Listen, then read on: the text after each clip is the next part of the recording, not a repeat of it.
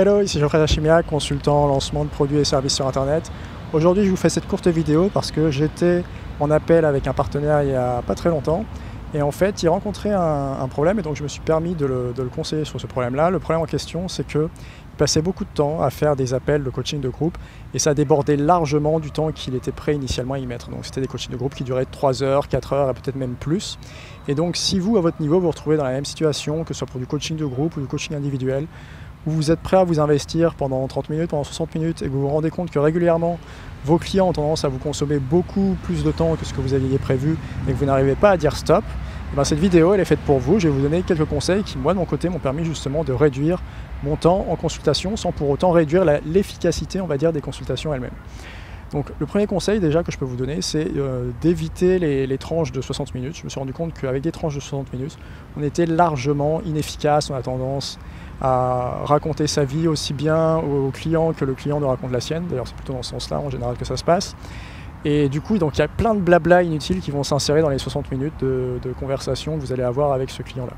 Donc je vous recommande plutôt de partir sur un format plus court, de type 30 minutes, voire moi en ce moment j'expérimente 20 minutes et ça marche très bien, c'est-à-dire qu'en 20 minutes j'arrive à apporter énormément de valeur à mes clients. Et si j'arrive pas à leur apporter la valeur tout de suite, parce que par exemple il me manque une référence, une pièce jointe ou un fichier, et ben c'est pas grave, je lui dis tout simplement que je lui envoie dans la journée ou dans la semaine, et donc je lui envoie son fichier en décalé, mais au moins ça me monopolise pas, on va dire 10, 20, 30 minutes de plus sur un appel de 20 minutes.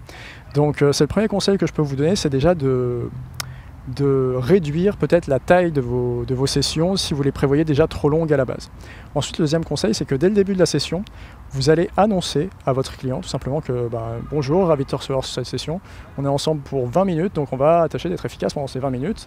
Et donc voilà, tu es responsable de garder le temps sous contrôle et de ne pas partir dans des tangentes, parce que sinon on n'ira pas jusqu'au bout de l'appel et on sera soit obligé d'en replanifier un, soit du coup on n'aura pas pu tout traiter lors de cet appel et ça va être frustrant pour toi. Donc déjà c'est un peu de responsabiliser le client là-dessus sur le fait qu'on est là pour être efficace et donc il ne va pas falloir passer son temps à blablater de sujets qui ne nous intéressent pas directement. Ça c'est la première chose. Ensuite, il peut arriver que vous oubliez tout simplement de cette partie-là au début d'appel. Et à ce moment-là, ça va être quand vous sentez que l'appel part sur une tangente, c'est de dire voilà, on est ensemble que pour 20 minutes, l'appel se termine dans 5 minutes, se termine dans 10 minutes. Là, je te propose vraiment de recadrer le débat. Et vous allez peut-être devoir pour ça interrompre la personne et lui couper la parole. Et vous allez peut-être vous dire ouais, c'est pas poli, ça se fait pas. Mais vous n'avez pas le choix en fait, parce que c'est votre temps et votre temps c'est la ressource la plus précieuse. Donc faites-le, ça va pas être agréable au début, mais ça va devenir une habitude.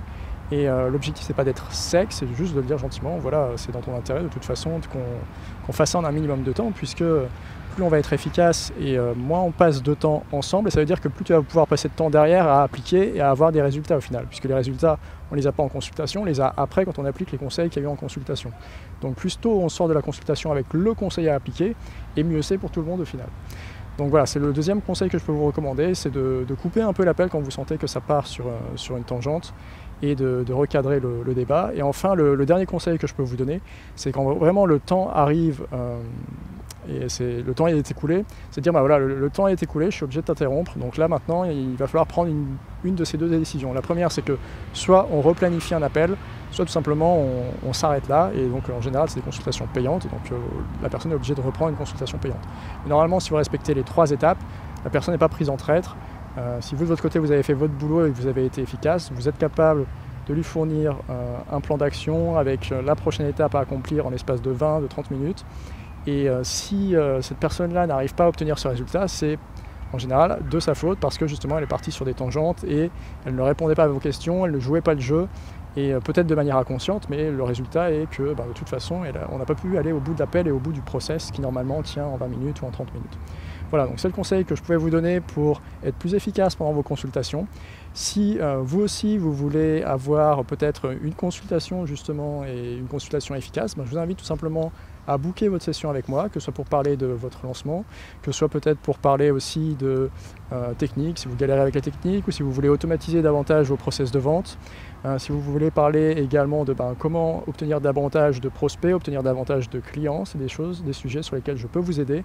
La seule, on va dire, contrainte, j'ai envie de dire, c'est je travaille principalement avec des gens qui ont déjà une liste de plusieurs milliers d'abonnés et qui ont déjà un premier produit qui commence à se vendre, soit en solo, soit avec déjà quelques partenaires. Donc En général, il faut au moins que vous ayez un produit qui est fait 30 à 50 ventes, enfin vendu à 30 à 50 exemplaires. Comme ça, on a un peu de matière pour travailler et pour avancer rapidement et avoir des progrès intéressants en un temps très court.